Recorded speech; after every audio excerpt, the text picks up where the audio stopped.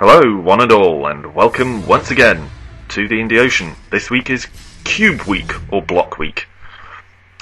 This first instalment is We Are Cubes, a brand new release. As you can see from the title screen, we are indeed cubes, and we appear to be trying to enter the space station from Elite, for those of you geriatric enough to remember. This one is kind of a slightly old-style, retro-style arcade type of game. But it also requires a lot of precision and skill, as you'll see.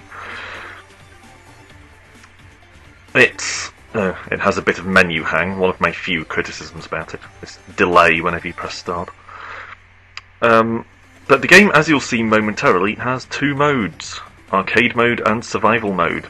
And each has a local two-player option. In one mode it's competitive, you're trying to outdo each other, and in the other it's cooperative. Or at least that's my understanding. But I have no indie game playing friends locally, so I haven't tested either of those out.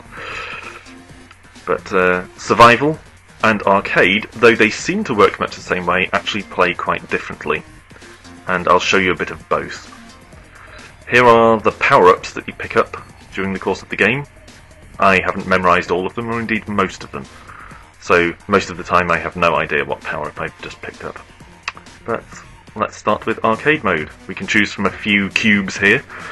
You'll notice one of them has 4 lives, and there are others that we can unlock that seem like they'll probably have more lives as well. But let's go with the basic, first in the list, orange cube, 3 lives, and get started. So we're here on this kind of abandoned Guitar Hero strip highway thing, shooting at Guitar Hero reject blobs. The yellow ones are the ones we can destroy, and that's basically the mission here. Arcade mode has 25 waves of these things, which are slightly erroneously named spheres, and we have to destroy them. Which is fine when they're yellow.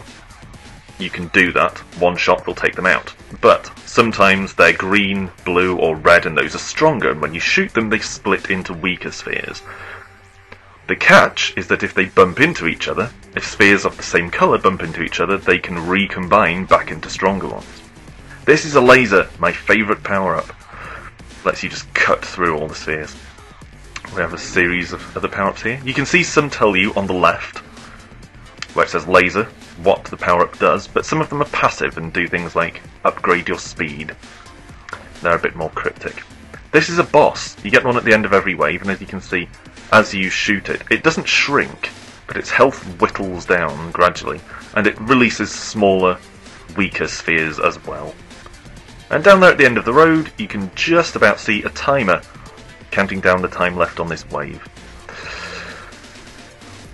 Now you might wonder why I don't just sort of spam shots at these hordes of targets, and the deal with that is you can only fire one shot at a time, unless you get certain upgrades. You can't fire the next shot until your previous one has vanished, either by hitting a target or reaching the end of the road. Now let's switch to survival mode. We'll go with the next cube, this sort of white one here. And I'll show you the difference between this and arcade. The basic mechanics are the same, but you can see straight off the bat that there's a different kind of sphere ahead of us here. And this mode, I find arcade mode challenging enough. I haven't got to the end of it. I haven't beaten all 25 waves. But I find this mode much tougher because it just throws more and more spheres at you. And it doesn't have a limited number of waves like arcade does, they just keep coming. And it has some types that you don't see in arcade, like this yellow one that just bounces around and doesn't, as far as I know, unleash any smaller ones, like the green bosses do. But you'll notice also that you can't just dodge spheres. If they get past you, they rocket back onto the screen and try and headbutt you in the back. Very sly technique. I described it as Glasgow rules in my review on theindieocean.com. And I think that's applicable. It can make the difference between winning and losing. Letting one of those things pass. It does give you a second chance. It means you don't have to deal with them all before they go off the screen, but being caught by one of those that surprises you by bouncing back on at a weird angle, that has finished me off more than once. So anyway, can't really do justice to We Are Cubes with a video, you kind of have to play it for yourself. So I would strongly recommend at least giving the demo a try. The full game is only 80 Microsoft points, and this one has been receiving a lot of positive attention, not just from me, but from other critics as well. It's very professionally done, no bugs or glitches as far as I've noticed, which is rare for an Xbox indie game.